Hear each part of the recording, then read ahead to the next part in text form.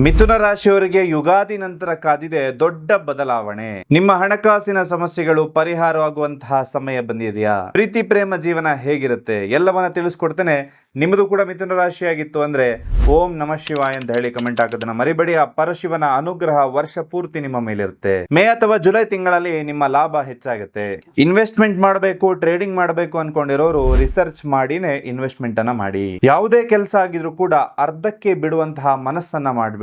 ನಿಮ್ಮ ಮಾತಿನಿಂದಲೇ ನೀವು ಇನ್ನೊಬ್ಬರ ಮನಸ್ಸನ್ನ ಗೆಲ್ಲೋದಕ್ಕೆ ಸಾಧ್ಯ. ಪ್ರೀತಿ ಪ್ರೇಮ ಜೀವನದಲ್ಲಿ ಒಂದಷ್ಟು ಸಮಸ್ಯೆಗಳು ಬರುವಂತಹ ಲಕ್ಷಣಗಳಿರುತ್ತೆ. ಹಾಗಾಗಿ ನಿಮ್ಮ ಮಾತಿನಿಂದ ಅದನ್ನ ಪರಿಹಾರ ಮಾಡ್ಕೊಳ್ಳಿ. ವಿದ್ಯಾರ್ಥಿಗಳಿಗೆ ಈ ವರ್ಷ ಉತ್ತಮವಾದ ಸಮಯ ಆಗಿರುತ್ತೆ. ಓವರ್ ಥಿಂಕಿಂಗ್ ಅನ್ನ ಕಮ್ಮಿ ಮಾಡಿ, ಸರಿಯಾದ ನಿದ್ದೆಯನ್ನ ಮಾಡಿ, ಅನವಶ್ಯಕವಾದ ಗಾಸಿಪ್ ನಿಂದ ದೂರ ಇರಿ. ನೀವಿನ್ನೂ ನಿಮ್ಮ ರಾಶಿ ಅನುಗುಣವಾಗಿರತಕ್ಕಂತಹ ಕ್ರಿಸ್ಟಲ್ ಗಳನ್ನ ಧರಿಸಿಲ್ಲ ಅಂದ್ರೆ ಈ ಕೂಡಲೇ ಧರಿಸ್ಕೊಳ್ಳಿ. ಇದರಿಂದಾಗಿ ನಿಮ್ಮ ಪ್ರೀತಿ ಪ್ರೇಮ ಸಮಸ್ಯೆ, ಆರೋಗ್ಯ, ವ್ಯಾಪಾರ, ವ್ಯವಹಾರ ಎಲ್ಲವೂ ಕೂಡ ತುಂಬಾ ಚೆನ್ನಾಗಿ ಅಭಿವೃದ್ಧಿ ಆಗುತ್ತೆ.